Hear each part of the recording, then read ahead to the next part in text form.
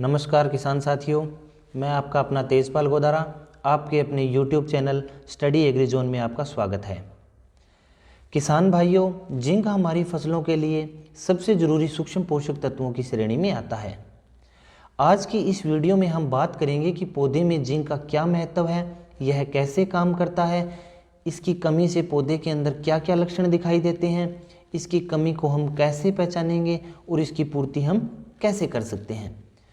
क्योंकि कई प्रकार के जिंक मार्केट के अंदर उपलब्ध हैं, जैसे जिंक 21%, जिंक 33% और चिलेटेड जिंक। तो कौन से जिंक का प्रयोग कब करना चाहिए, आज की इस वीडियो में हम इसी टॉपिक के ऊपर बात करेंगे। सबसे पहले बात करते हैं कि जिंक पौधे में कैसे काम करता है, इसका क्या कार्य है। तो जिंक हमारे पौधे में बीज के अंकुरण से लेकर फसल के पकने तक के हर समय में अपना काम करता है, यानी कि पूरी फसल अवधि में ये अपना काम करता है। पहला जो इसका सबसे बड़ा काम है, जिंक क्लोरोफिल का निर्माण करता है। क्लोरोफिल की वजह से ही हमें पौधे की पत्तियों का हरा रंग दिखाई देता है। जितना अच्छा क्लोरोफिल बनेगा उतना हरापन हमारी फसल में देखने को मिलेगा। जिंक पोषक तत्व क्लोरोफिल निर्माण का एक मुख्य घटक है। दूसरा, यह कार्बोहाइड्रेट का निर्माण करता है। यह पौधे में जो स्टार्च होता है उस स्टार्च को शर्करा में कन्वर्ट करने या बदलने का काम करता है। दूसरा, हमारी फसलों में इस समय पर जैसे गेहूं की, सरसों की या जौ की जो फसल है, ठंड के अंदर जो फसलें होती है, तो यह ठंड से भी हमारी फसलों को बचाने में काफ़ी मदद करता है। जिंक से पौधे की बढ़वार अच्छी होती है, फुटाव ज़्यादा होता है। पौधे में या कुछ फसलों के अंदर जिंक की ज़्यादा आवश्यकता होती है या कुछ फसलों में इसकी आवश्यकता कम पड़ती है। यह तो हमने बात की कि जिंक पौधे में क्या काम करता है, कैसे काम करता है। इसके बाद में सबसे ज़रूरी बात आ जाती है कि जिंक की अगर पौधे में कमी हो जाती है, उसकी कमी को हम कैसे पहचानेंगे, पौधे के अंदर क्या क्या लक्षण दिखाई देते हैं, जिसकी वजह से हम ये आइडिया लगा सकते हैं कि इस पौधे के अंदर या इस फसल के अंदर जिंक की कमी है। इसकी एक पहचान यह है कि जो पौधे की नई पत्तियां निकलती है वह उसमें आपको पीलापन दिखाई देगा। पत्तियों के किनारों से पीलापन शुरू हो जाता है। दूसरी इसकी बड़ी पहचान यह है कि पौधे की पत्तियां पीली हो जाएंगी, लेकिन पत्तियों की जो मुख्य नसें होती है वह आपको हरे रंग की ही दिखाई देगी। यह पौधे में जिंक की कमी की एक मुख्य पहचान होती है।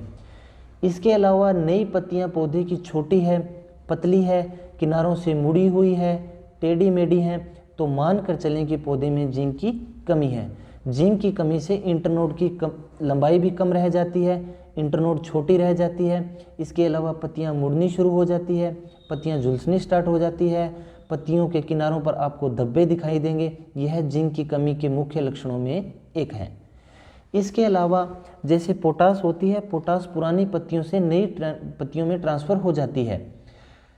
तो जिंक में क्या होता है, जिंक स्थिर रहती है, यानी कि पुरानी पत्तियों से नई पत्तियों में ट्रांसफ़र नहीं होती है।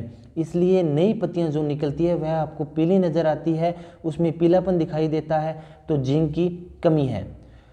पुरानी पत्तियों के ऊपर आपको क्लोरोसिस दिखाई देगा। क्लोरोसिस यानी पौधे की पत्तियों पर लोहे की जंग टाइप के धब्बे हो जाते हैं, यह क्लोरोसिस है।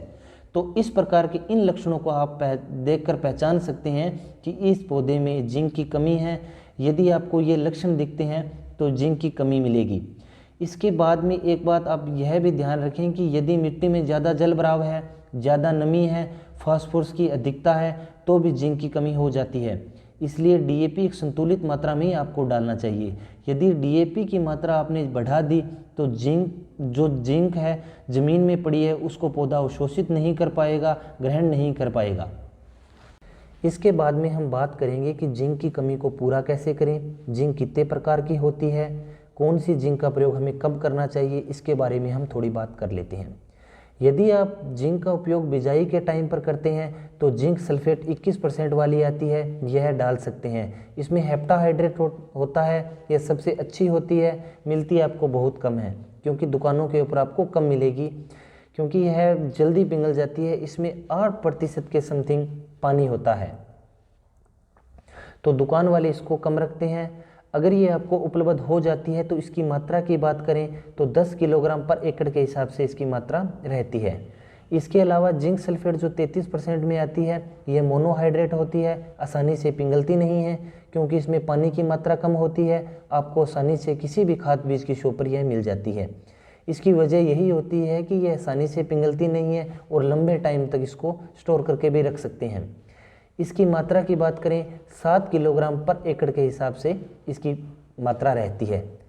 अब बात करते हैं कि यदि आपने बिजाई के समय या बिजाई के टाइम पर जिंक नहीं डाली तो उसके बाद में पौधे में जिंक की कमी के लक्षण दिखाई देते हैं, तो हमें क्या करना चाहिए, इसकी पूर्ति हमें कैसे करनी चाहिए। तो हमें स्प्रे के रूप में इसकी पूर्ति कर सकते हैं। स्प्रे के रूप में जिंक जो आती है वो 12% चिलेटेड रूप में आती है, तो इसका उपयोग आपको करना चाहिए। यह स्पेशलिस्ट स्प्रे के यूज़ के लिए ही होती है। इसकी मात्रा की बात करें तो 1 ग्राम प्रति लीटर पानी के साथ घोल मिलाकर आप इसका छिड़काव कर सकते हैं। यदि आप 1 एकड़ में इसकी डोज की बात करें तो 100 से 125 ग्राम तक इसका उपयोग कर सकते हैं।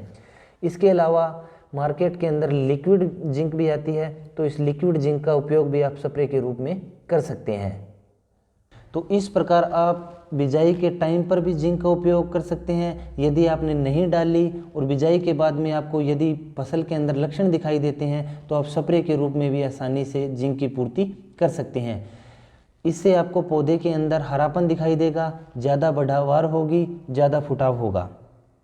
अगर ये हमारी वीडियो अच्छी लगी है तो इस वीडियो को दूसरे किसानों तक शेयर करें ताकि सही समय के ऊपर उनको भी सही जानकारी पहुंच सके।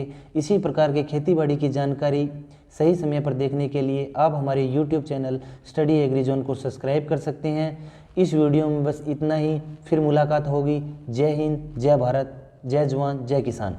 धन्यवाद।